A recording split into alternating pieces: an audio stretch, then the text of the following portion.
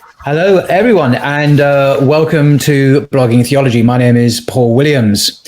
Dr. Bart Ehrman and Dr. Lawrence Brown have been invited to have a dialogue on the subject of the existence or non-existence of God, the problem of human suffering, and the purpose of life. Before we get started, here is a brief biography of Dr. Lawrence B. Brown. He is American, but now resides in Medina in Saudi Arabia. Dr. Brown graduated from Cornell University College of Arts and Sciences, Brown University Medical School, and George Washington University Hospital Residency Program. He is a retired Air Force officer, the medical director and chief eye doctor of a major eye center in the Middle East, an ordained interfaith minister, and the author of a number of novels and books of comparative religion. He converted to Islam in 1994.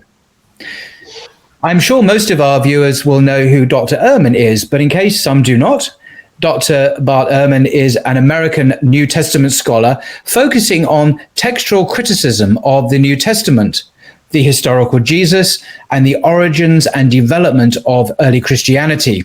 He has written and edited over 30 books, including 3 college textbooks. He is currently the James A. Gray Distinguished Professor of Religious Studies at the University of North Carolina at Chapel Hill, USA. He identifies as both a humanist and an agnostic. The plan is that the two of you gentlemen would have a dialogue with me introducing and lightly chairing the proceedings. So a very warm welcome to you both, Dr. Bart Ehrman and Dr. Lawrence Brown. Thank you. Okay. So, by way of a lead-in, Dr. Brown's book, which I have a copy here, The First and Final Commandment, gives a taste of his approach to the subject. In the introduction, he writes, "The 11th century philosopher and theologian St. Anselm of Canterbury proposed in his Proslogion, 'I do not seek to understand that I may believe, but I believe in order to understand.' The proposal of this author is that such a statement makes about as much sense as saying, 'I had to taste the sandwich before I could pick it up.' The true order of priorities should be the exact opposite. Belief logically follows understanding, not the other way round. Most people demand sufficient explanation to nurse the embryo of a proposal to a formed conclusion before embracing it." End quote. Dr. Brown, could you kindly explain a bit more what you mean by this? Well, I think this is probably something that Dr. Ehrman and I see eye to eye on, and it's just that, we can have a fruitful discussion on the basis of knowledge, but it's very hard to have any kind of a fruitful discussion on the basis of belief. Benjamin Franklin had a very nice quotation: "The way to see by faith is to shut the eye of reason." But William Adams countered with saying that faith is the continuation of reason. And that's my viewpoint. That's always been my viewpoint. And that's about it. I was noticing with interest that Dr. Ehrman classified himself, and Dr. Ehrman, you've got to step in here and correct me if I'm wrong, if anything has changed, but you classified yourself as an agnostic atheist, correct? Yeah. And I liked the way that you drew the distinction between atheism as a matter of belief and agnosticism as a matter of knowledge. And I think that's a very important distinction to make.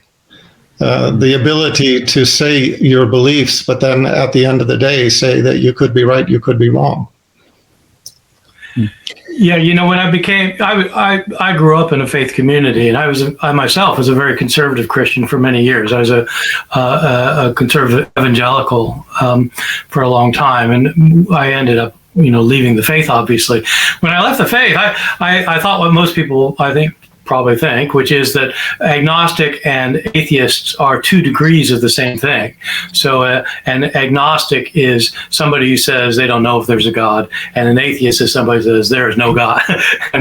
and so that they're 2 degrees. And so that in my context, most atheists thought that agnostics were just wimpy atheists. They really were atheists, but they were just afraid to say so. And most agnostics thought that atheists were just arrogant agnostics, that they didn't know either, but they were claiming they knew. And so that was my idea going into this, is that they were 2 degrees, and I didn't know, so I just called myself an agnostic. But the more I thought about it, I realized they're actually talking about 2 different things.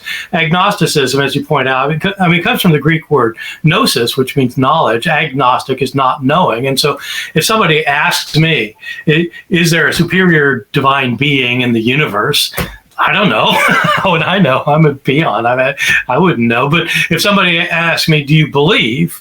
Then I'd say, no, I don't believe there is. So theism is about belief, I think, and atheism. So atheism says, I don't believe there's a superior being. Agnosticism would say, I don't know. And it does seem to me that really is the most sober way to approach the questions without making any positive claims. How would we know? Well, I think I appreciated the comment because it's one that I had developed many years ago when I wrote an article about agnosticism, where I basically pointed out that a person could be an agnostic believer in practically anything. They could be an agnostic Christian, an agnostic Jew, and so on, if they held particular beliefs but were not sure of them. If their faith was not strong enough that they could say, I know. Now, of course, there are plenty of other people who feel secure enough in their beliefs that they say, I believe this and I know it to be true. And that is probably a separate discussion, but it sort of falls into the category of what is, or falls into the realm of discussing what is knowledge. Well, that's right. Because obviously there are certain kinds of knowledge that can be easily conveyed to another person, but there are many others that cannot. I mean, for example, things that we believe in, but we cannot see. Gravity, entropy, black holes, by definition, you cannot see. My headache, your stomach ache, things that, if I have a headache, I know I have it, but I can't show it to anybody. I can't prove it to anybody. It's not provable.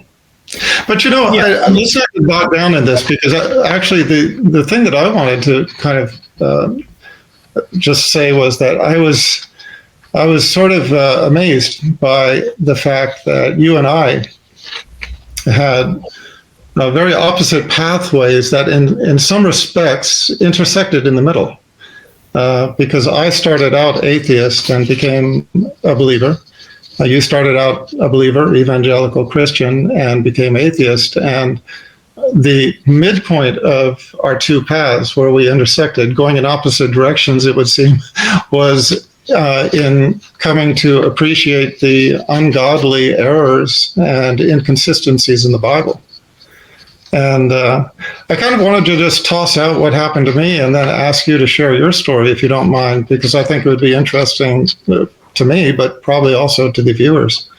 And so for myself, just in brief, I was raised atheist, and events of life just put me on a spiritual path where I started to get an inkling that there was a God, a belief in God. And as I investigated this, it led me to, of course, the Old Testament and then the New Testament.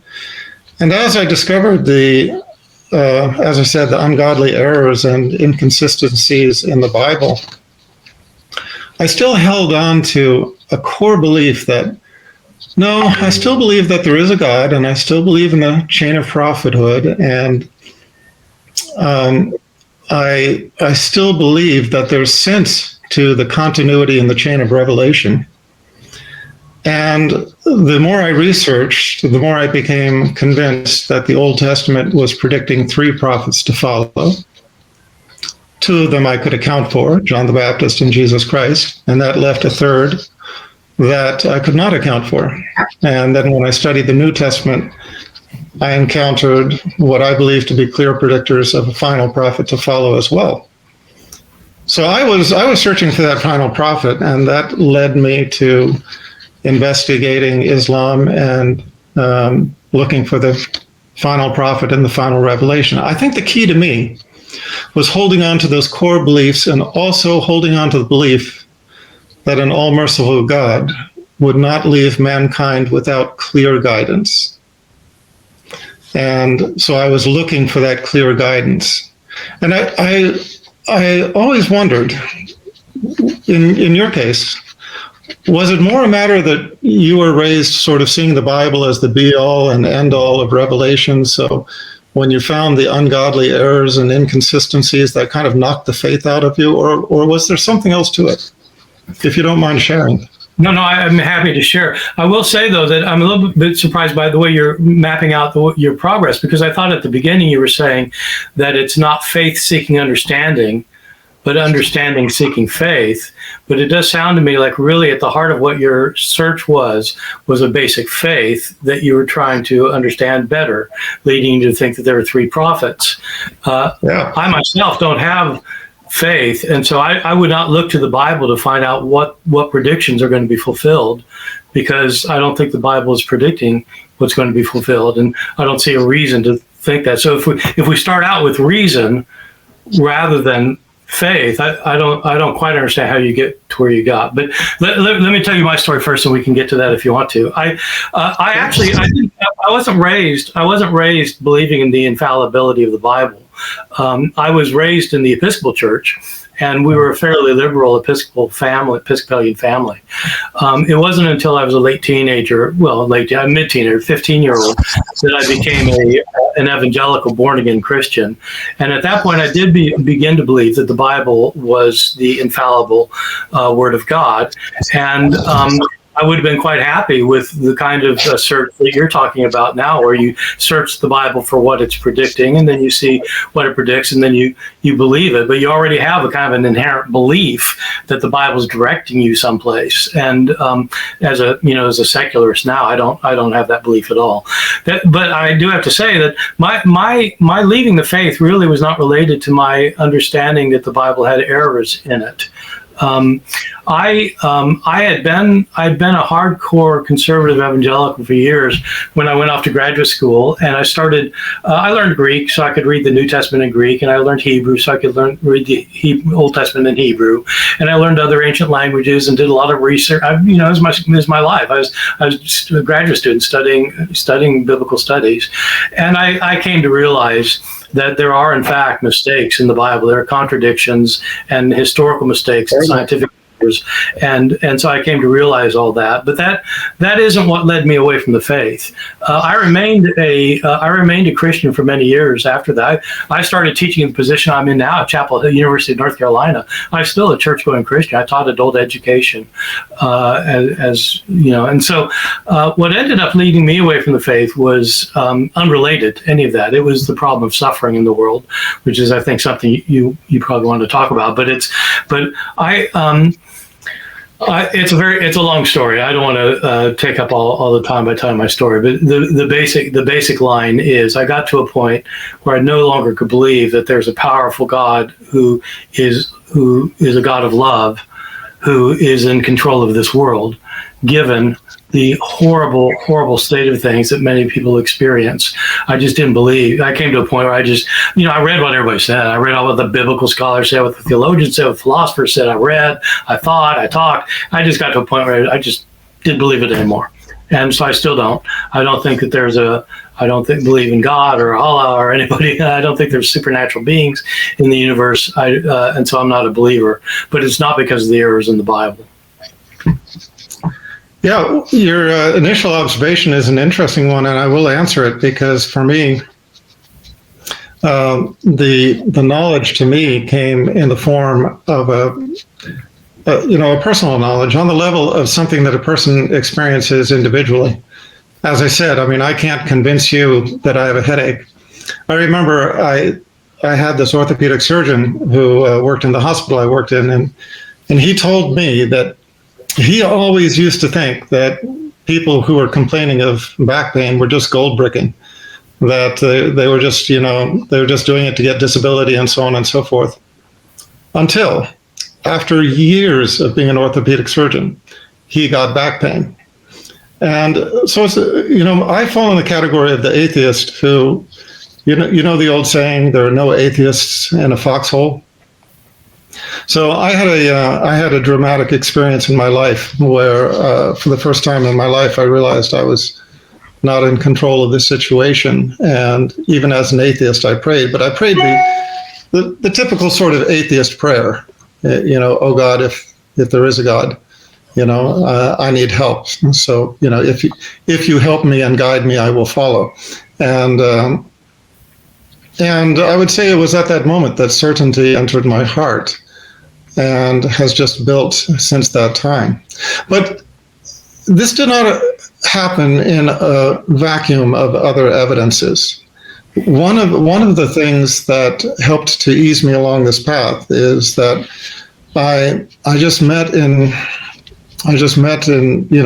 the paths of life a number of people who had experienced near-death experiences. And I don't know how much you know about this subject, but near-death experiences are quite fascinating. I know a good bit about it, actually. Okay, well, so there's been a great deal of study on this. It used to be something that was dismissed by the medical community in the past.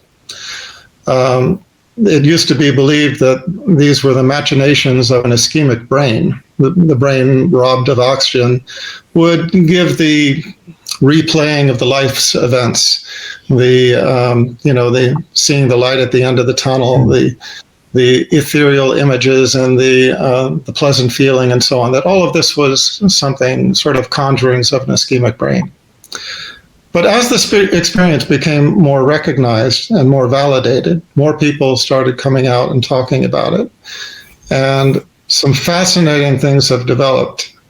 The two most fascinating, of which I'm aware, are two things that simply cannot be accounted for by the theory of an ischemic brain. Bearing in mind that we now have an estimated 9 million near-death experiences in the United States. And one of the common elements of the near-death experience is being able to rise out of the body or stand next to the body and see and hear everything that is happening around you. And many people with the near-death experience have described just rising up, getting far away from the scene of their, close to death. And at the same time, being able to focus in on people and things happening around the scene of the accident, the scene of the cardiac code, whatever it might be. And when they come back, they're able to relate these things. Now, the fascinating thing about that is that we have so many near-death experiences now, that we have near-death experiences of people who were born blind or who became blind during their life. Despite the fact that they were born blind, when they came back, they were able to relate things that could only be related by somebody who had spatial awareness, who was able to actually visualize the event. The second thing that cannot be explained by the medical community along the lines of an ischemic brain is that many people describe in their near-death experience rising out of their body, going towards the light, and being united with their dead relatives. And part of that cannot be explained is, again, that there have now been so many experiences that there are some people have been united with dead relatives who they had no way of knowing were dead. They had been killed in a car crash half an hour ago on the other side of the world or something like that. They come back from their near-death experience relating how they met Uncle Bob or whatever it was, said, how am I meeting Uncle Bob? I talked to him on the phone just yesterday. And then when they investigate it, they find out that indeed Uncle Bob had died, an hour ago in China or something like this. I mean, I'm not giving you specific examples, but this is what has happened. So this along with just me as, being a doctor and seeing the life-death process on a frequent basis, helped to convince me that there was something more than our material existence, that there must be a soul. And when you start to embrace that reality, it leaves you realizing that there's something far beyond our simple material bodies. And that, I think that quite reasonably. I'm happy to respond to that. In a God. Yeah. Okay. Is that okay, Dr. Brown? If Dr. Ehrman responds. Yeah. Sorry, I had enough time. Yeah. I got very interested in near-death experiences when I started writing a book on heaven and hell. That came out a couple of years ago, my book. And I used the book as an excuse to read a lot of things I was interested in reading that I had no excuse to read otherwise. And one of the things I was mainly interested in was near-death experiences. So I read about 20 books about near-death experiences and from all sides. And I'm completely convinced that, in fact, there are scientific explanations for them. It does kind of go back to your having a headache. You're right. You can't convince me you have a headache, but there are neurological reasons you have a headache. Everything in your head can be explained neurologically. It's not that we do understand everything. There are a lot of things we don't understand, as you know, as a doctor. I mean, there are lots of things we don't understand, but in principle, we can understand them. And if there isn't a neurological explanation, then your brain,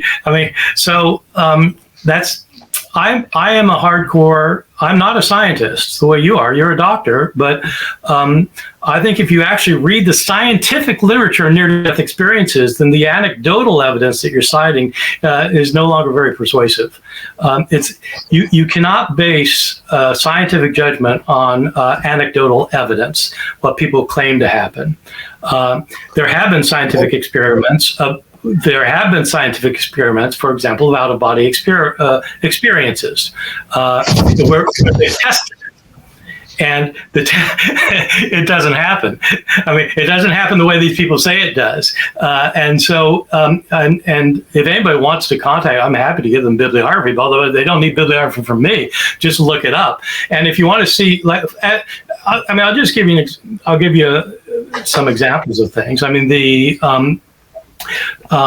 was a very important near-death experience book, bestseller by what's his name, Alexander, who Proof of Heaven. Oh, is this the New York neuropsychiatrist? I think. Yeah, well, he's not a neuroscientist. He was a neurosurgeon.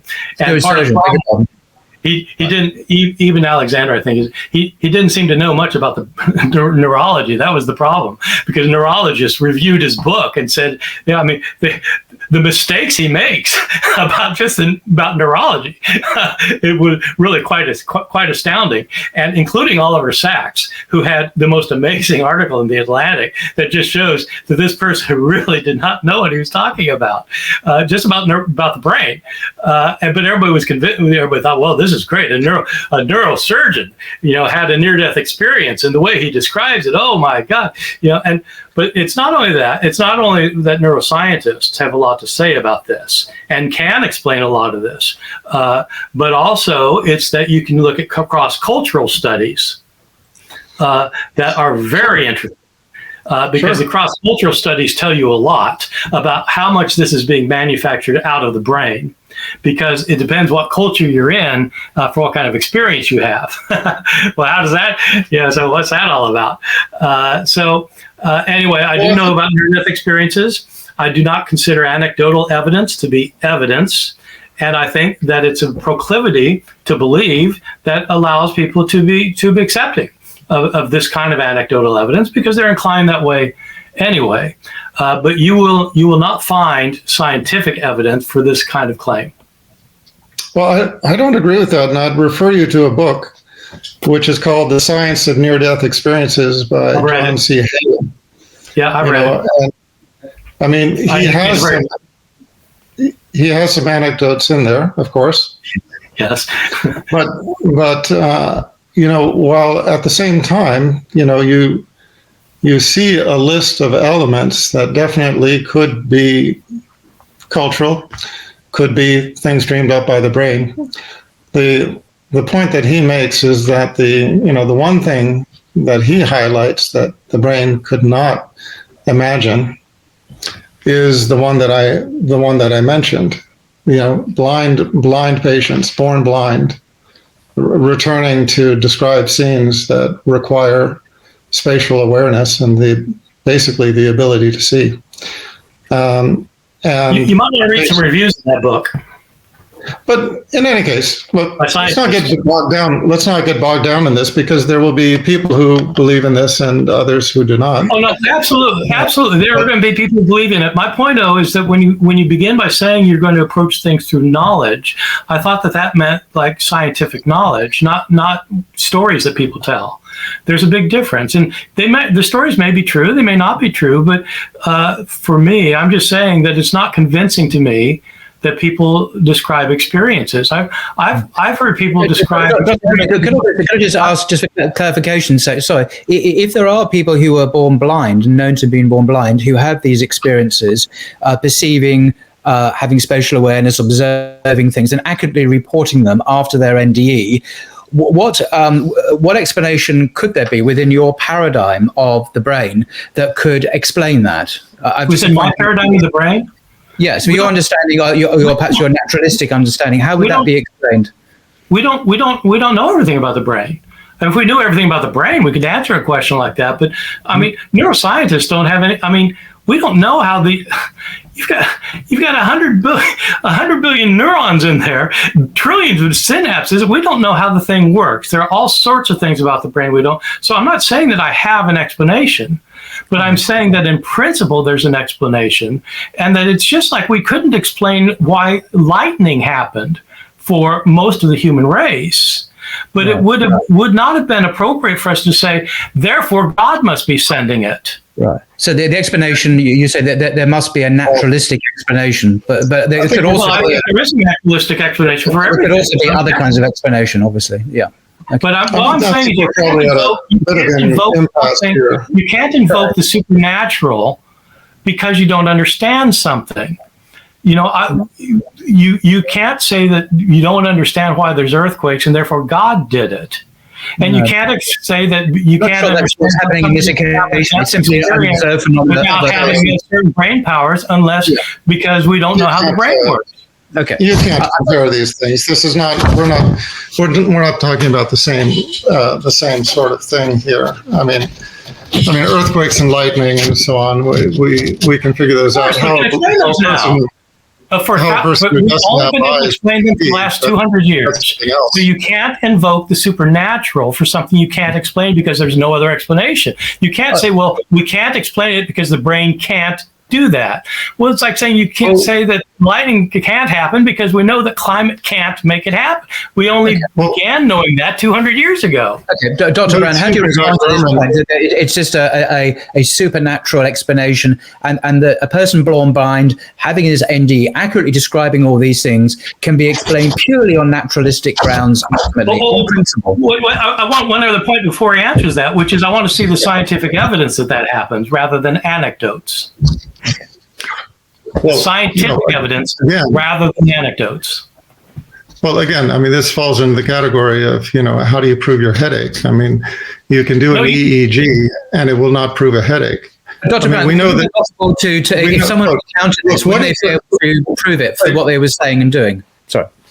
Let me go back to something very fundamental that Dr. Ehrman was saying that you cannot invoke the supernatural when you run out of scientific evidence or something like that. And the fact of the matter is that the atheist and naturalists have been doing this for a very long time.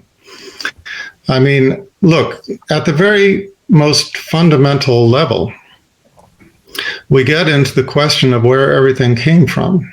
Everybody in their lifetime asks themselves, in general, two questions: who made me and why am I here?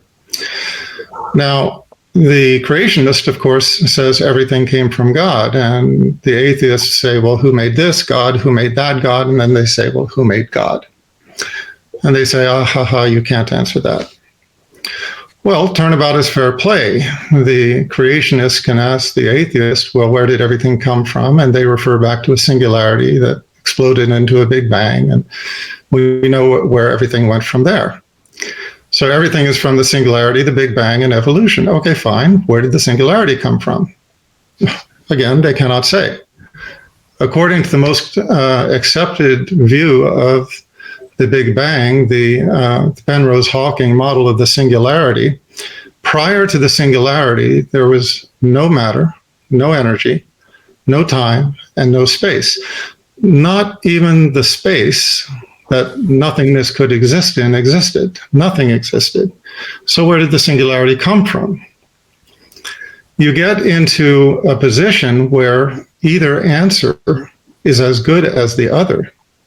If you're going to get into the greater creator philosophy, where did God come from?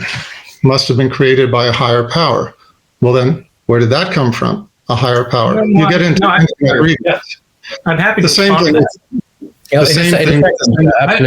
I understand the argument. When I was a theist, I made that argument all the time, and so I get the same. argument. Okay, the same thing with the singularity. Where did the singularity come from? No, I know that's the argument. Yeah. I know. Of course, that's the argument. Sure. No, I know. Okay, that's a common argument. I understand the argument.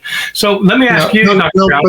My point is that even atheists refer to the Dr. Brown, you made the argument. I understand the argument. I understand it. All right. I understand. I used to make that argument myself, so I understand it. Let me ask you: do you believe in the Big Bang? Yes, and our religion, I mean, the Islamic religion actually has scripture that supports the Big Bang. Okay. I'm just saying that, yeah, you think that God caused the Big Bang, and I think that we don't know what caused the Big Bang. Well, exactly. I mean, if you're looking, I mean, as I'm saying, you were talking about you can't invoke supernatural when you run out of scientific. And I'm not. First of all, I think there is scientific evidence. You do, and I don't. But it's fine. I'm not saying you're right. I'm saying you might be right, but you do invoke the supernatural, and I do not. Well, wait. I am not talking about you. I'm talking about the atheist scientists who run out of explanation. I don't know about them. I'm just talking. I thought we were talking about what you and I thought. I thought we were talking about what you and I thought. I'm not going to support some scientists that I don't agree with. I'm just saying that I don't know why the Big Bang happened. Most astronomers also say they don't know why. People talk about how they have some idea about something came, but I'm not defending that. I'm just saying that I don't know, but I don't appeal to supernatural to explain something I don't know. You do, and that's fine. You might be right. Okay, that's the difference between us. But what I'm saying is that the atheist scientists, they do refer to the supernatural in the sense that they run out of an explanation. And the same thing happens with evolution. No. If they're atheists, they do not appeal to supernatural. An atheist believes only in the natural. Let me give you an example. Okay. So when it comes to evolution, okay, the common theory, progenitor cell, the common precursor cell that led to all life. The one thing that cannot be explained by the theory of evolution is where life came from, that ineffable quality of life. I mean, we can take functioning organs and basically Frankenstein together a rabbit or a cat or whatever, but we cannot make it live. So the question is where life came from. Well, it's a very big question. It's a very big question. And scientists don't know the answer yet. They're working on it, but they're working on it. And, because we don't know yet does not mean, therefore, God did it. That's not the point. The point is that the answer that they commonly refer to is they say, well, it came from outer space. No, they don't. Who's they? They don't. Okay, I'm sorry, Dr. Brown. Maybe you're not familiar with this. Just a second, Dr. Brown. No, wait a minute. I'm not saying aliens. Okay. Dr. Brown, may I say something, please? If it came from outer space, how did life get created in outer space? It's a silly argument. That's the point. I don't know any scientists. I believe that's the point. Science fiction writers who say that, but I don't know scientists who say. Who do you think? Richard Dawkins did say that on one occasion as a possibility. Who did? Richard Dawkins actually suggested that as a possibility. Richard Dawkins, the atheist scientist in Oxford, he said that one. It's a possibility that life came to Earth. He said it. So it's not a factual idea. Paul, you have to understand what he's saying. He's not saying that. He's saying that life may have come to Earth from outer space, and that's absolutely true. It may, but it doesn't explain where life came from. But that's Dr. Brown's point, I think. So, Dr. Brown, that's what everybody. Look, Dawkins is not saying that life originated in outer space, because he doesn't. I mean, in the sense that, you've got the same problem when you put it into outer space. Where did it come from? Of course, this is a huge problem. But that's the point. No, actually, Dawkins said the same thing. How it came to Earth. He's not talking about where it originated. He's talking about how it came to Earth. Okay, carry on, Dr. Brown. Actually, Dawkins said the same thing that you said. No, actually, Dawkins said the same thing that you said. He was asked in an interview, where did life come from? And he said, I don't know, but I have faith that science will figure it out. Yes, that's right. I remember don't know when I heard anybody that. who thinks it originated. But the science came to Earth by outer space. It's just like science fiction. Yes, the question is, where does life become? It's the biggest issue. I think there are several big issues, and you've named two of them. One is for atheists. The big issues are, how does something come from nothing? We don't know. How does life originate? We don't know. And where does consciousness come from? We don't know. These are the three big issues that we can't explain yet. But it doesn't mean, we couldn't explain yet. We're all sorts of things. We couldn't explain DNA for most of the human race. It didn't mean it didn't exist. I mean, we hadn't figured it out yet. Okay. But it also doesn't mean that we ever will be able to explain them. I mean, it doesn't mean that. My point was just that when Dawkins said that he had faith that science would figure it out, I mean, I just laughed because he was saying that word, faith. He's saying, I have faith. And I realized, okay, well, that's his God, his science. He has faith that that science will figure it out. Right. Well, I have faith in God. That's fine. Although I don't see how your reason is getting you there. I mean, I can see how your faith is getting you there. Okay. Can I just a final point, Dr. Brown? Sorry, before we continue, in a second, I'd like to move the conversation on. You can have a word. I'm not saying immediately. Say what you wish, Dr. Brown, of course. But the problem of human suffering, because this is a key, or the key reason why Dr. Ehrman decided it's impossible to believe that there was a loving God, given that the amount of human suffering and other, perhaps animal suffering, I don't know, in the world. So can we transition to that in a second? But please, finish off your point, Dr. Brown. Well, there is personal experience, which is very real. And so what can I say? I mean, Dr. Dawkins was saying that he had faith in science. I have faith in God. Now you're saying that you don't see how that ties in with knowledge. To me, it's kind of like string theory. I mean, string theory is basically, a theory where you have all these strings pointing towards one particular reality. When you get enough lines of evidence pointing in a certain direction, and at the same time you have personal experience, which is telling you something that you personally cannot deny, well, there has to be a point at which you say, well, that's sufficient for me. Yeah. I do think that's why you believe. It's because of personal experience. It makes sense to you, and it resonates with your experiences in life. And I have no problem with that. That's why people believe. They don't believe because they've had some kind of scientific demonstration of it. It's not based on what you can demonstrate. It's based on experience. And so when people have those experiences, then they are going to believe. And sometimes that's why I believed when I was a believer. I don't think anybody reasons themselves into faith. I think they experience themselves into faith. And so people might convince themselves that it's all, the reasoning that way, but they're not, because there's no scientific evidence for any of this. It's experiential. But Dr. Isn't it the case? I remember seeing a recent study that many people transition into atheism based on a traumatic emotional experience rather than reason. That there are many atheists who are just angry with God. Actually, I know they reject God, That paradoxically there is this emotional need, and that's why they are atheists. Not all atheists are rational beings, perhaps like yourself. Oh, no, that's right. No, I think most people, whatever they happen to think about ultimate reality is based largely on experience and just on kind of what makes sense to them in their cultural context. Yeah. Okay, fine. I mean, I don't think so. I mean, look, if you look at creation as a whole, I mean, we see the footprints of the Creator in all of creation. I mean, there are many things that, look, I'm saying, look, we see so many things around us that we accept as realities, whether it's gravity. Show me the gravity. Show it to me. I mean, scientifically, we can test it again.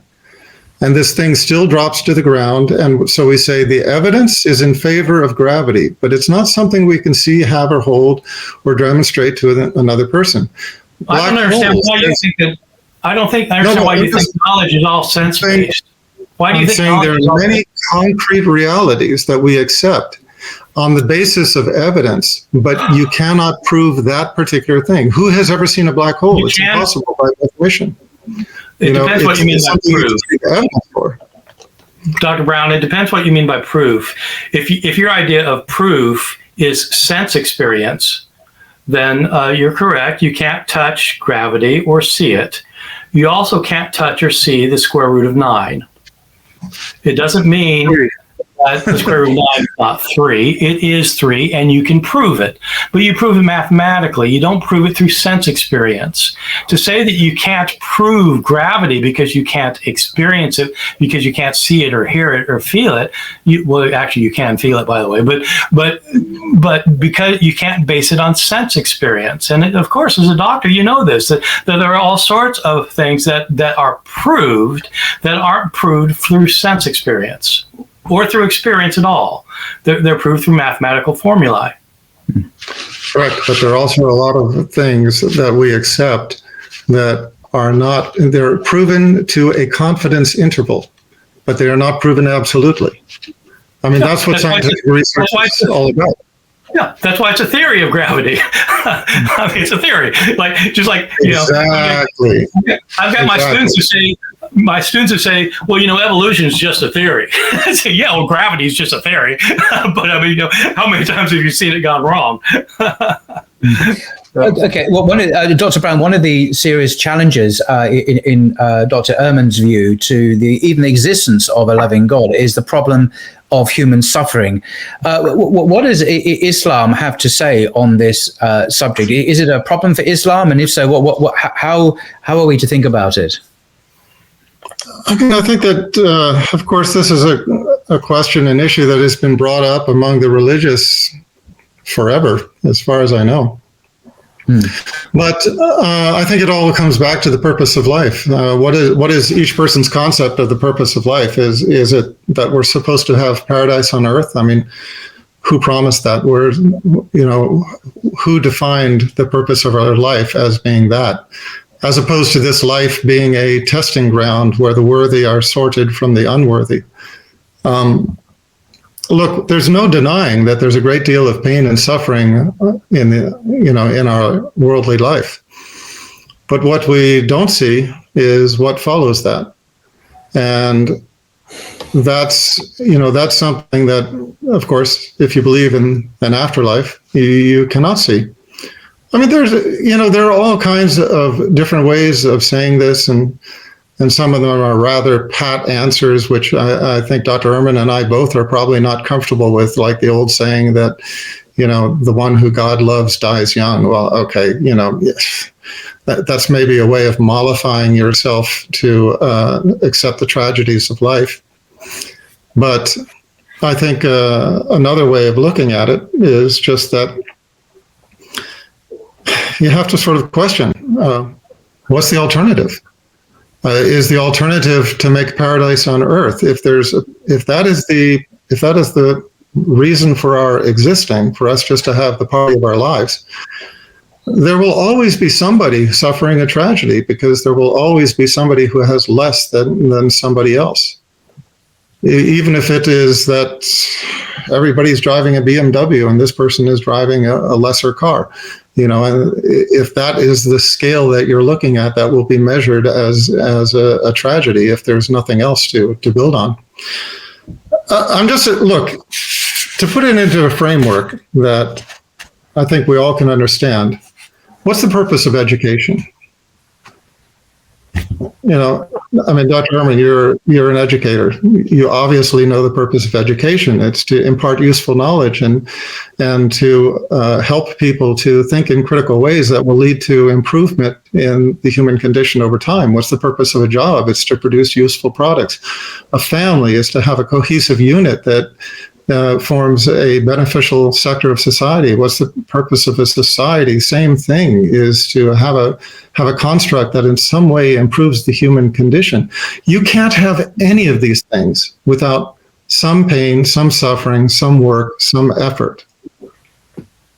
If you look at the people in life who we have the most admiration for, it's people who have been through the fire and persevered against adversity to achieve their goals, whether it's a Nelson Mandela or Martin Luther King Jr. or Malcolm X or whatever, okay?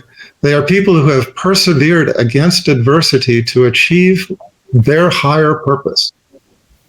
You can't have that if you have no adversity. Show me the person who had a soft life, who had everything given to them from the day they were born, who we look upon with respect and say, wow, that person really achieved something. That person had everything handed to them. There's no nobility to that. The nobility, the honor, the respect goes to the person who struggled against hardship and achieved something. I was watching. I was just some of that, if I could. Go ahead. Okay, so to begin with, I would agree that we should not accept pat answers. I'm not sure that the answer that, after we die, we will be in paradise is a satisfactory answer. I've never said anything about expecting paradise on earth. My concern isn't for people who have to struggle a bit in order to become noble, so that, a Nelson Mandela, who goes through horrible things, but emerges as a great man. My problem is with the children who starve to death. There's a child who starves to death on our planet every 8 seconds. These people are not being made more noble.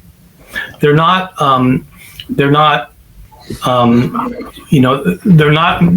suffering for any good cause. And they're suffering. We're talking about starvation. We're not talking about like having a hangnail to make us more happy for ourselves. And I would be surprised if most Muslims think that these children are starving to death are all going to have paradise afterwards.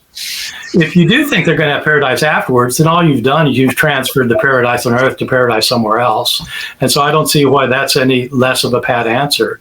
It's just, it'll all be made right in the end. You can think that if you want, and it can certainly make you feel better about the fact that 300 people die every day of malaria, or that tsunamis kill 300,000 people at one time, or that mudslides in Colombia kill 30,000 people overnight, and that 800,000 people die in the United States of a pandemic and going strong still. I think when you actually start looking at the real suffering, not suffering like I've had, which I've had suffering, which, much has had a silver lining, made me a better person. I'm not talking about that. I'm talking about people who are really suffering in extremis. If you have an explanation for that, that's the issue for me. I do not think, and by the way, Paul, I would not say that I consider it impossible to believe in God because of all this. I find it very difficult for myself. I find it difficult myself to believe in God, and lots of people have answers, and they seem to be happy with them. And I've never heard one yet of the many ever that seems at all satisfactory to me that does anything except for minimize the real suffering. Okay, Dr. How do you respond to that? Let me let me not try to convince you, okay, but let me just present the Islamic perspective on such things. I think the first is that if you have faith in God, you have to have faith in his attributes. One of his attributes, of course, is that he is fair and just. Now, the whole concept, the objection to saying that there is no God and there cannot be any God because there's so much pain and suffering in this world is the problem of basically reconciling God's mercy with the pain and suffering of people who, as you said, do not go on to live past their suffering to show the benefit of having come through that difficulty, but rather they suffer and they die. And yet the Islamic perspective is that, number one, suffering can be a purification. It can be a purifying of your sins in this world for a paradise in the afterlife. So yes, that is very much in the formula, and you might not believe that, but we do. Another is, as I said, just the trust that Allah is fair and just, that this life is not the be-all and end-all of existence, that this is a very, very small part of the continuum into the next existence. And this all comes back to your concept, or not yours specifically, but people's concept of the purpose of life. If you believe that this life is everything, then of course the injustices will tear you apart. Not just the pain and suffering, but also the injustices. Just the simple and the big injustices. It will tear you apart if you think that at the end of this life, it's the end. However, if you realize that all injustices will be repaired in the afterlife, then you have a different perspective. In the same way, if you see this life as this is the end, you will have a very different perspective than if you view life as being, as it has classically been described, our lives being less than a grain of sand on all the beaches and all the deserts of all the world. In that model, whatever a person suffers in this life is small compared to an eternal existence after. Now, don't get me wrong. Dr. Brown? Yeah, go ahead. Do you think that people, it's really a yes and no question. Do you think that people who do not believe in Allah, for example, people who are atheists, do you think that they will be rewarded after death? It's just a yes or no question, just interested. No, I don't. I don't think they will be rewarded. Rewarded for what? Why an 8-year-old girl who dies of starvation has to do that, because she won't be rewarded afterwards. You said that the reason it is suffering is because they'll be rewarded afterwards, but now you're saying that most people in the world will not be rewarded afterwards. So that means that they're suffering for some other reason. So what is the other reason? Remember that suffering drives people towards belief. It's like that old quote I said. No, I'm talking about a girl who dies, but she doesn't believe, and she dies by starving to death. I know. Okay, so tell me about that. Okay, but be patient. Be patient. Okay, I mean, first of all, Islam takes into account a person's age, because there is an age at which you are accountable for knowledge. Okay, the 8-year-old is now a 38-year-old. Let's say she's a 38-year-old then. Okay, a 38-year-old. Fine. I mean, a 38-year-old. The Islamic perspective is that, if by the age of majority you have not recognized and honored your Creator, then you are falling outside of His grace. Yeah. I mean, look, I'm sorry, but so why do they stop? Well, let me just continue the thought I was on. I mean, I think this is something that we as human beings can understand very easily. We all are loving, right? But our love can turn to hate on the flip of a coin if it is turned against us. Every parent knows this. Every parent who has a child that they put their life into, they raise, and they put their love and their effort and their sweat and their toil and years, they know that they would love to see that child up on the podium someday saying, I owe this to my parents for all that they did to invest in me, to raise me to this point. But also every parent knows how they would feel if their child got up there and said, my parents had nothing to do with this. They're nothing to me. I mean, they slept together and I was the result. This is all me. They had nothing to do with it. They're dirt to me. Okay. Yeah, I don't think the parent then tortures the child. No. I'm just saying this is why loving relationships turn hateful. You're using the analogy about God. God has children, and they should acknowledge Him. But if they don't acknowledge Him, He tortures them. No, this is not what I'm. Look, this is not what I'm saying. I'm saying that as human beings, we can understand that love can turn to bitterness very easily for reasons that we can understand.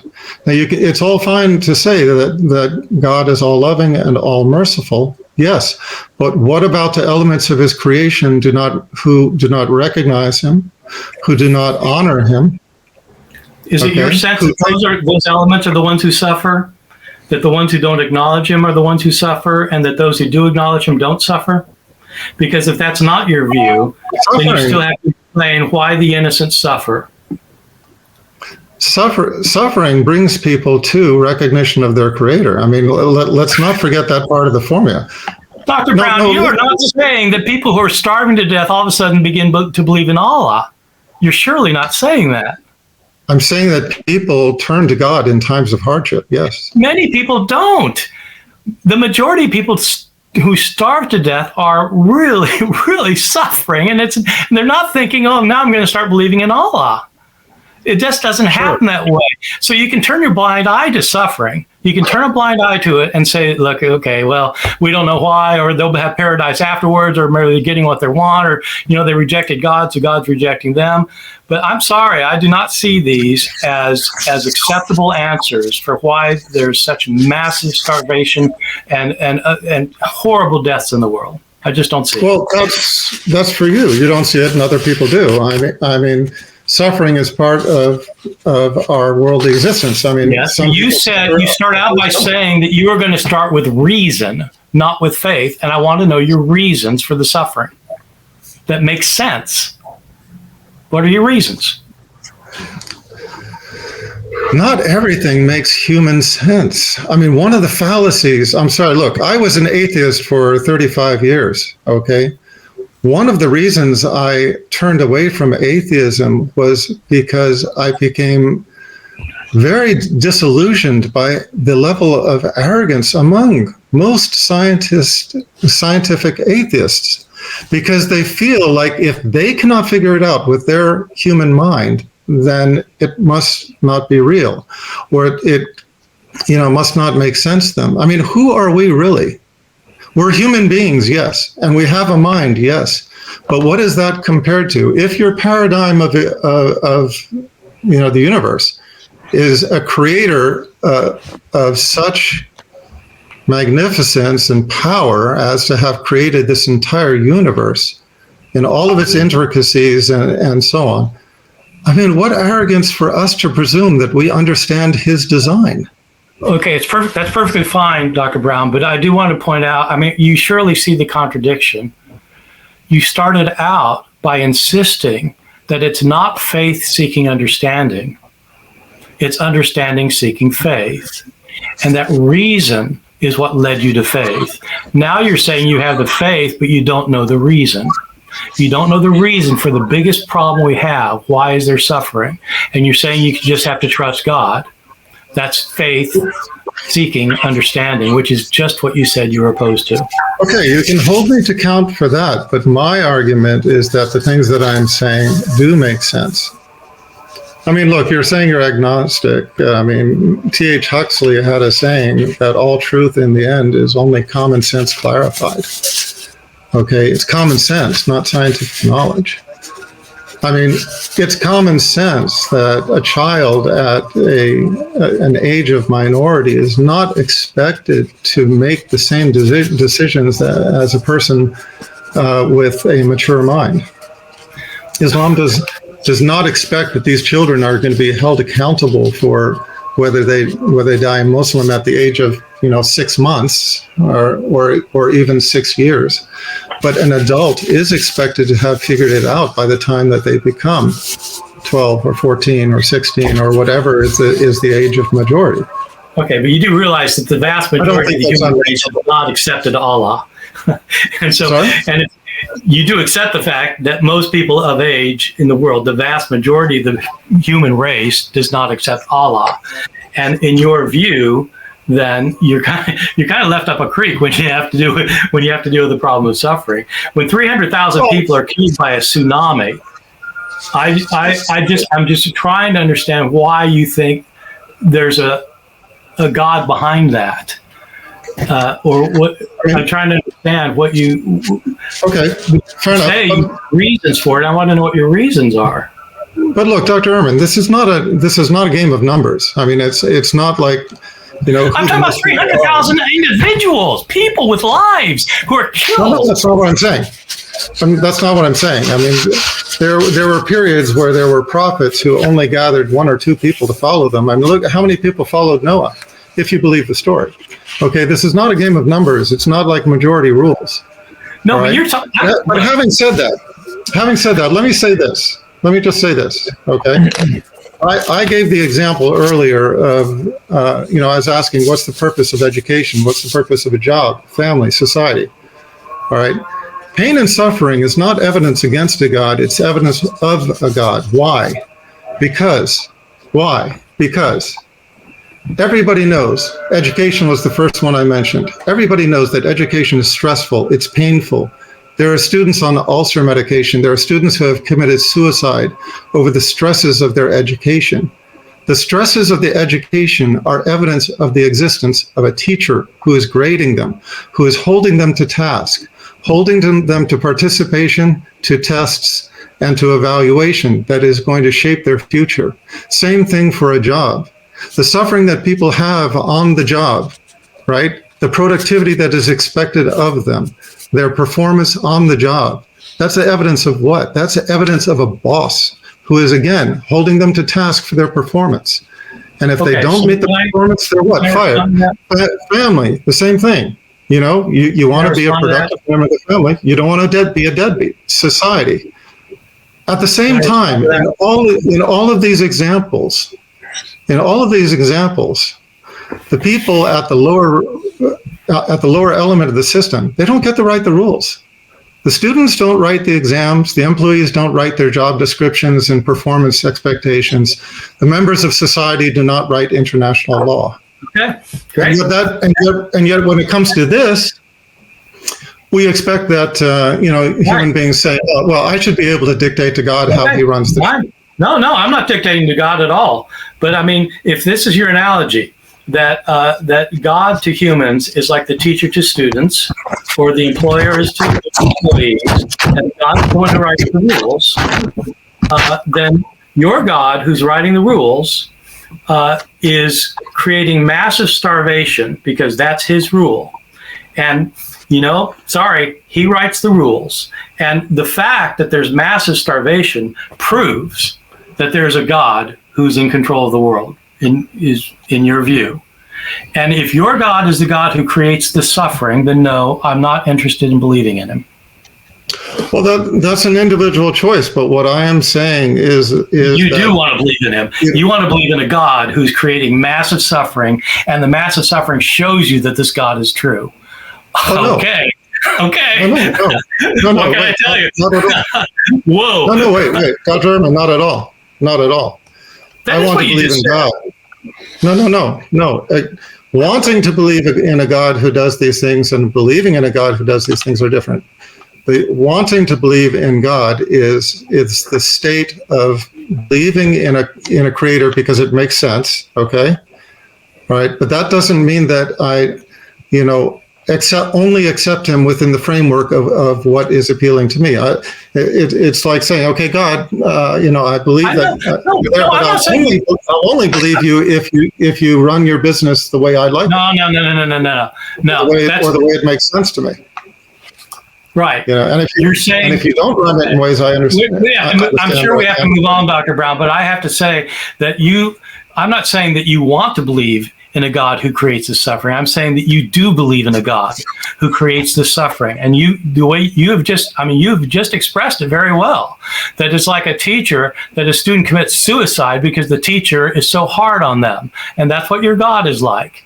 Somebody who creates so much suffering because the demands are so high that millions of people suffer. That's the God you believe in. And I will say, I do not believe that there's a God like that in the world. I just don't. I don't believe that there's a God who creates suffering.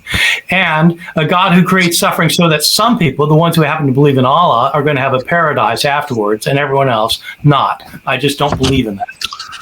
That it might not be, that might not be the formula. For all we know, the suffering elsewhere in the world is to make other people appreciative of what they have. For all we know. Yeah, I'm so, I had a debate with an Oxford professor once on a radio station who wanted to convince me that the reason the Holocaust happened is because it makes the rest of us so much more noble. I do not believe that's why there was a Holocaust. No, I wouldn't argue that. I don't believe that some child is starving to death so that my life gets better. I just don't think so. No, I wouldn't argue that. But what I would argue is that that is what you just argued. No. What I argued is that when we see pain and hardship elsewhere, we tend to be grateful for the gifts that we have in life. Yeah, no, I'm so grateful those children are starving to death, because it just makes me really appreciate the fact that I've got a lot of food in my refrigerator, and that makes me really thankful that those people are starving. I didn't say that. I didn't say that I'm grateful that those children or whatever are suffering. I'm saying that the fact that they are suffering should make us grateful. Look, what's the alternative? It doesn't make me grateful at all. Dr. Brown, it does not make me grateful. I'm not grateful because people are starving to death. That doesn't make me grateful. With all the blessings you have in your life? Why would that create a positive feeling of any kind in me? Well, no. So you don't thank anything for the fact that you're living a life of relative ease and comfort compared to what your condition could be? No, you're missing my entire point. When I became an atheist, that's pretty weird. When I became an atheist, the hardest thing for me was giving up saying thanks for my food. But I didn't see how I could thank God for my food, because that would acknowledge that God was giving me the food when I knew that other people were starving to death. That meant that God was not giving them the food, which means I was blaspheming God by saying that he was causing people agony. I can't possibly think that there's a God who's causing people agony. Well, I'm going to fall back on what I said. We do not know the end of the total condition. If you're looking at this life as everything, it's very easy to think that way. Yeah, but you yourself, Dr. Brown, is it fair to say a big difference for you, Dr. Brown, is that you're not looking just at this life in its limited spatial time, or its chronology. You're looking at an eternal, but not just life beyond this life, but also a time, a day of judgment, when rights will be, when injustice will be made right, and so on. It's a much bigger picture than just the one we're looking at here, whereas Dr. Ehrman is only looking at this existence. No, Paul, that's not quite right. No, it's not quite right, Paul, because what Dr. Brown is saying. Dr. Brown is saying that the long view, the eternal view, only applies to a small slice of the human race. I didn't realize that. Okay. No, if you don't believe in Allah, forget it. Allah is just the Arabic word for God. Christians believe in Allah. Arabic and Jewish-speaking Arabs address God as Allah. So most of the human race today actually do believe in Allah. Let's ask Dr. Brown. Dr. Brown, do you think that anybody who believes in God in any way will have a good afterlife, or do they have to believe in the Islamic God? First of all, I agree with Paul. Let's change to talking about Creator instead of Allah, if you prefer. No, okay. So answer my question. If somebody doesn't believe in the Islamic God, what's going to happen to their afterlife? I'm not evading you. Okay. You have to go back, but this is not just a yes or no answer. Let me give it succinctly as best I can, but it takes a few sentences. Okay. Since the beginning of time, the test of mankind has been to submit to God in the framework of what the prophets brought. Okay? So, for example, during the time of Moses, a person would be a faithful submitter to God if they believed in God and Moses as his prophet at that time. When Moses was superseded by Jesus, it was a new revelation replacing the old. Remember, Jesus said that he was not sent but to the lost sheep of the house of Israel. Now, if you trust the Bible, okay, if you trust the Bible, you will understand that that means that Jesus was bringing a clarifying revelation. And so to be a faithful follower, a faithful believer in God at that time, was to embrace belief in God and Jesus as his prophet and the prophecy of that time. Since the time of Muhammad, peace be upon him, the last prophet and the clarifying revelation, the last prophet is Muhammad, the clarifying revelation is what we find in the Holy Quran. It's the same God that we believe in. The same God as the God of Jesus, as the God of Moses, and so on. Understand what I'm saying. I'm not saying the God of the Christians, because the Christians, you have to talk, which Christian are you talking with? Trinitarian, Unitarian, Universalist, not universalist, etc. Okay, I'm talking about, it's the same God, meaning the Creator, okay? The Creator who gave the revelation to Moses, the Creator who gave the revelation to Jesus, the Creator who gave the revelation to Muhammad. Right. And the bottom line is that all mankind will be judged on belief in the Creator and belief in the prophet of their time and the revelation that he brought. Right. And in this time, that is the prophet Muhammad and the revelation of the Quran. Right. So those who do not accept Muhammad as the prophet, what happens to them in the afterlife? Are you talking about people who had adequate information? Because here's Paul and I know about Muhammad, so we don't believe in him. So I assume Paul does. So what happens to us in the afterlife, Dr. Lawrence, Dr. Brown? The person who has adequate reason to, now this is not something I can judge. I'm not the one to judge on this. Okay, this is where the day of judgment comes into play, and Allah's determination is made. But if Allah believes that a person had adequate reason to believe in him as the creator, Muhammad as the messenger, and the Quran as the final revelation, and they refuse that, then yes, they will be in the fire. Okay, so thank you very much. So that what's your explanation for why there's suffering in the world? What you said, the reason for the suffering in the world is because there could be paradise afterwards. But you mean really the paradise comes to the Muslims, and anybody else who's not a Muslim is going to go to the fire. And so your explanation for why there's suffering in the world is because it's going to be so much worse in the afterlife that virtually the vast majority of the human race is going to end up in the fires of hell. Understand what Muslim means. Okay, understand what Muslim means. I understand what you're saying. I get what you're saying. Not for you. For all of the other people who are listening to this podcast, understand what Muslim means. The people you want to convert, yes, you better listen up, because if Dr. Brown tell you about this, you become a Muslim. No, the people who I want to get the clear message and not to get some obscured version of it. Being Muslim means submitting to the Creator, his final prophet, and the final revelation. Let me tell you what Muslims believe. Not you, Dr. Ehrman, you already know this, but the audience, just so that they understand. There are pillars of belief in Islam, and there are pillars of practice. The 6 pillars of belief, and just for everybody out there watching this, tell me which one you don't believe in. The pillars of belief are to believe in God, our Creator, one, eternal, and absolute. His angels, which are his functionaries. His books, meaning the books of revelation that he sent over time. His prophets, meaning again the chain of prophethood, and ending in the Prophet Muhammad, peace be upon him. The 5th article of faith is in a day of judgment, basically an afterlife, a day of judgment, heaven and hell. And the 6th is divine decree. Like I said, what do you not agree with? God, his angels, his books, his messengers, the day of judgment and heaven and hell, and divine decree. What do you not agree with? Muslim just means a person who submits to God.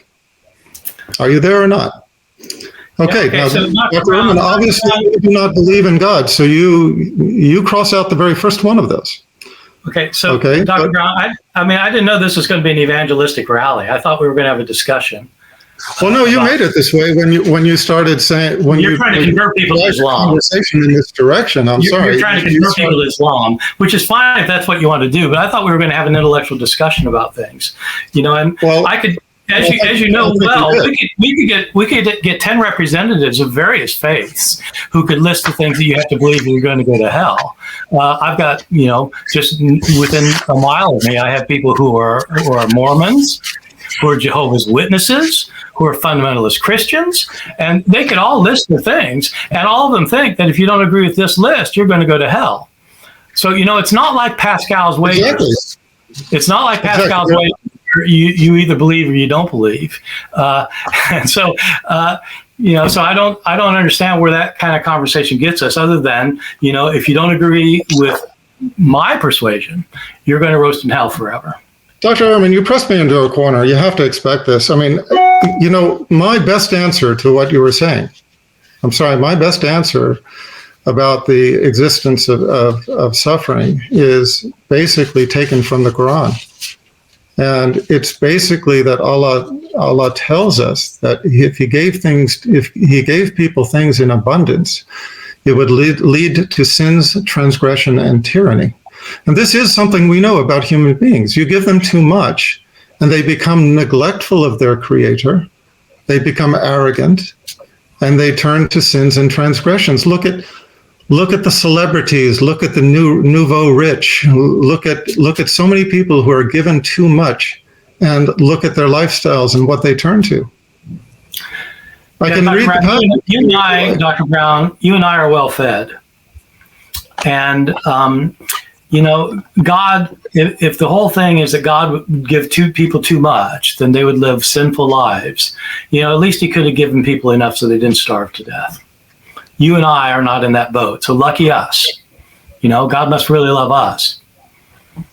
Okay, now you just said what I was saying before, that we don't know the reasons for this. We don't know what is behind God's design. But perhaps part of what is behind God's design is to make those of us grateful for what we have, seeing the suffering of others. No, look, I get what you're saying. We would like to reach out and send everything that we have to the other sides of the world, to these people who don't have. But number one, few of us actually do that. I mean, those of us who continue to have, we don't empty our bank accounts to send them to the starving here, there, and the other place. Oh, I know. We've only had the capacity of feeding the world for the last 100 years. The humans have been around for hundreds of thousands of years. My point exactly. And so the fact that we don't do it now is still, we don't do it. I'm sorry. I just don't think you believe, and your faith is helping you try to understand the world. That's okay. The thing that has thrown me off is that you started out by saying the opposite. And so if it's faith seeking understanding, then I've got no argument with you. You've got your faith and you're trying to understand. That's fine. I don't have your faith. And I think that there are a lot of things that mitigate against your faith. And I think suffering is one of them. And I don't think that you really have a thought out answer to it. Because if you think it's paradise afterwards, or that we don't know the answers, those aren't satisfactory answers. Well, to be clear, I think we have a different understanding of what constitutes knowledge. I could say the same thing in reverse. The first thing we talked about, near-death experiences, blind people seeing in the state of the near-death. You went off on talking about how this is not scientific, this is not anecdotal. How do you get a blind person without eyes to see? I'm an ophthalmologist. I'm really curious. You ducked that question. Okay, let me ask you this. How do you get lightning? How do you get lightning? No, I'm just saying you've ducked every question since. You've gone off and said, I don't know. What do you stand for? What do you stand for? Scientific reason. I stand for reasoning and truth. I don't stand for coming up with a faith position and saying that that's scientific knowledge. We don't Okay, know most of why the universe works, but you can't deny that we know more and more all the time. Do we get to know more and more about Allah all the time? No. As I You said, have an old faith that's been around for many centuries. That's fine. It's perfectly fine. But you can't deny that science tells us things and tells us more and more all the time. I'm just saying it's going to keep happening. That's not faith. That's just empirical experience. It has. It has. Science has more unanswered questions than creationists has. I mean, they're huge. Of course, there are huge. Look. Okay, what do we know about the planet that's 10, million light years away from us? We know nothing. Does it mean that therefore God, is the answer to it? No, we just don't know yet. No, that's not the point. I mean, my point is that creationists are able to answer everything from one framework. Are you serious? Creationists can answer everything? I mean, look, for example, back to the singularity. We still haven't solved that. One more thing where you threw up your hands and said, I don't know. Okay, where did it come from? What touched it off? Where did God come from? Where did God come from? Same thing. This is the exact point. No, you're making the exact point that I'm making. Okay? No, I'm making the opposite point. I'm making the opposite point. No, because you are not seeing the point. The point is that for creationists, belief in God explains all else. For scientist atheists who say it all came from a singularity, it opens up a huge number of unexplained questions. Okay, if you believe in God, you can explain everything else. If you say it all came from a singularity, where did it come from? What touched it off? What forced the expansion? What controlled the expansion? You're a doctor. Do you believe that there are 85 trillion neurons in your head? Again, we're shifting gears to something completely away from what I'm talking about. 85 billion. You've got 85 billion. I get the tactic, but you would agree. I'd like to finish one subject. I'd like to hear you admit that yes, scientist atheists don't have answers to these questions. Dr. Brown, I have already said this 100 times, Dr. Brown. We do not have answers to these questions. Okay. Now, do you think that there are 85 billion neurons in your head? I haven't counted them, but it would not surprise me if that's the number. You're a doctor, right? You know these things. You've got 85 to 100 billion. I'm not either.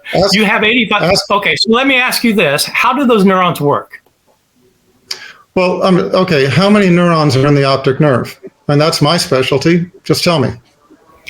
I don't know. Okay, you're not answering my question. Let's not get into this game of asking questions. No. This is a relevant point. It's a relevant point. It's a relevant point. You would agree that your brain works on the basis of neurons. So let me ask you, do you know how the neurons work? Your answer is going to be no, because we don't know. Does that mean that the neurons don't work? Just because I don't have scientific answers to things that we can't explain doesn't mean that the scientific answers don't exist. The scientific answers do exist. We just don't know what they are yet.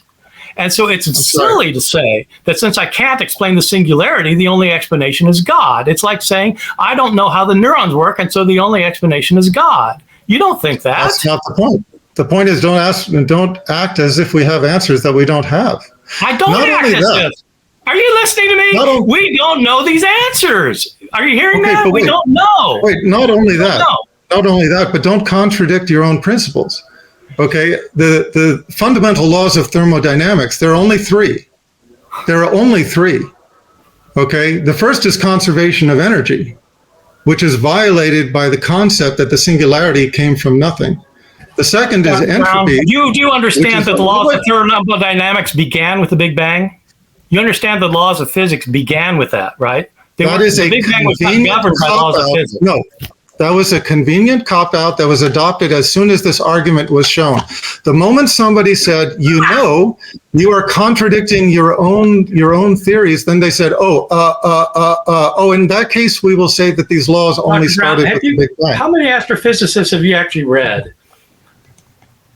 I mean, I don't know if you're read in this Are we really going to do this? Deal with it. Gentlemen, we're going to wrap up shortly because we're ending our allotted time, and I know Dr. Brown has prayers, the call to prayer shortly, I think, in Medina. So perhaps in the last few minutes, both of you can perhaps summarize your positions.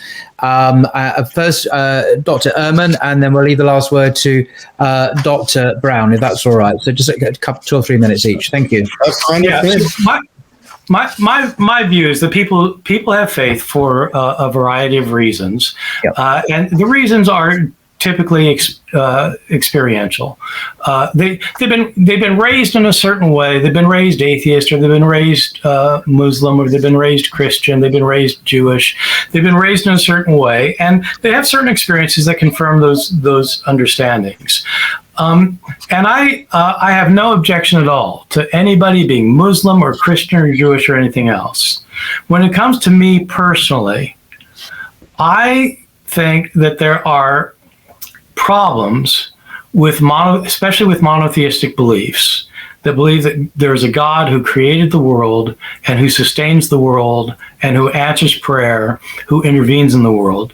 And the biggest problem I have with that is that if it's true, if there's a loving God who is in control of this world, then it is impossible for me, not for other people, but it is impossible for me to explain why there's so much pain and suffering in the world. Gratuitous pain and suffering, horrible pain and suffering that is non-redemptive. It doesn't lead anywhere.